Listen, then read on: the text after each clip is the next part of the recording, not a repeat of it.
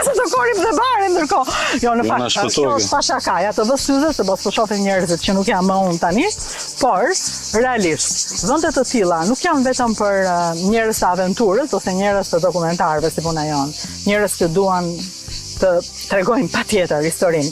Janë dhe për ata që duhet ta shohin historinë. Prandaj, bashkë me Fationin, njerëzit të duhur, këtë shteg duhet ta bëjnë të kalueshëm, të tregueshëm, këtë shpellë duhet ta bëjnë të vizitueshme, se është një prej shpellave më të rëndësishme të luftës dytë botërore për Shqipërinë. Këtu janë vendosur fatet e luftës. Dhe ka shumë të ngjarë që disa prej sekreteve të asaj kohe janë aty brenda. Dhe nuk mund të zbulojnë njerëz që vënë rastësisht, po do të zbulojnë njerëz të cilët vendosin ta kthejnë këtë vend në një vend turistik, në një vend historik. Këto janë shpellat që do e bëjnë të lakmueshëm Begdetin ton. Det dhe ujë, dhe diell, dhe gjigalla kanë të gjithë. Po shpella me histori të tillë, jo, nuk ka kudo. Kjo është një prej atyre që quhet shpella më sekrete e sekreteve dhe brenda ka shumë sekrete të patreguara që ne nuk kemi ardhur të zbulojmë, kemi ardhur të ngacmojmë ju që ta bëni këtë vend të vizitueshëm. Shuroj pak të. Grupi, do vim si njerëz herës tjetër? Dhe unë vite më përpara, për këtë sapo foli dhe Rudina, para shumë viteve me ambasadorin amerikan ishim në Korçë. Dhe më thot ambasadori Fation, ke turizmi, do kemi një takim me Peter Lukas, është një Amerikan, që do promovoj librin e tij Misioni i parë Amerikan në Shqipëri. Unë thjesht më përpara dija që kjo është shpella inglezit amerikanë, ose siç ka emrin më përpara John Gene Legës, se më vonë gjatë luftës dytë botërore mori emrin shpella inglezit amerikanë që operuan rreth 15 agent anglez amerikanë. Amerikanët ishin anglezët që e rregullonin vendin. Amerikanët kishin Bretanin. Ishin diku më tutje. Por Peter Lukasi është nga ata që e ka dokumentuar historinë, e cila do jetoj për shkak të tij. Prandaj Peter, të përshëndes nga gjyri i inglezit.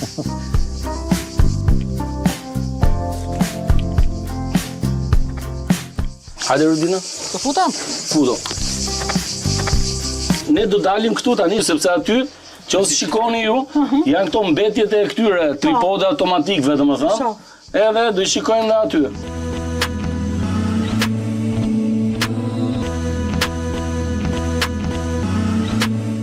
Ulu këmbët aty ashtu, bravo. Uli këmbët aty. Kokën, gjithë kokën. Kujdes kokët, ë?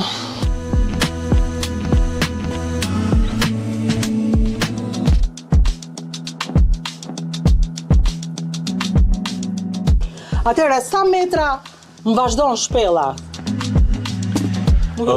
Shpella vazhdon, domethënë, deri në rreth 40 metra, 50 metra, deri atje ku stalaktite janë shumë ulët dhe për arsye për të mos i thyer, duhet kemi shumë kujdes, domethënë nuk kam kaluar më tutje.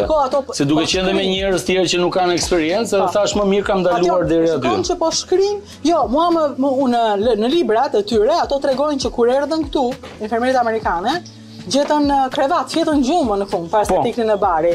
Pra në këtë vend kishte krevat, kishte tavolina, kishte një sallë operacioni praktikisht.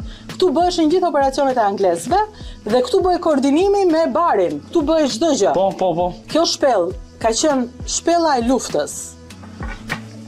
Tani është shpella e lakuriqëve të natës dhe aventurierëve që pranojnë të shoqërojnë Fationin, i cili është tej i guzimshëm, i jashtëzakonshëm edhe fantastik. Ja, për shembull këtu sapo gjetëm një nga këto mbetjet aty asaj kohe, nuk e di se çfarë është, pasi është një llamarin.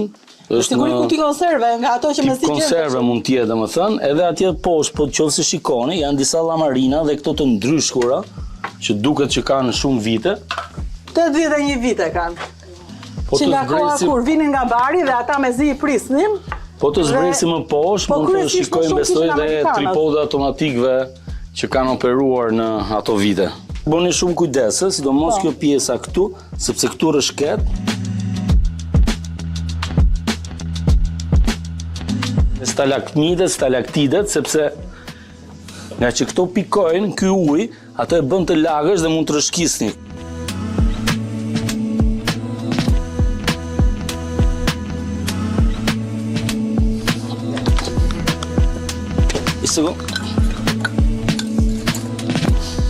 Shikoni? Wow!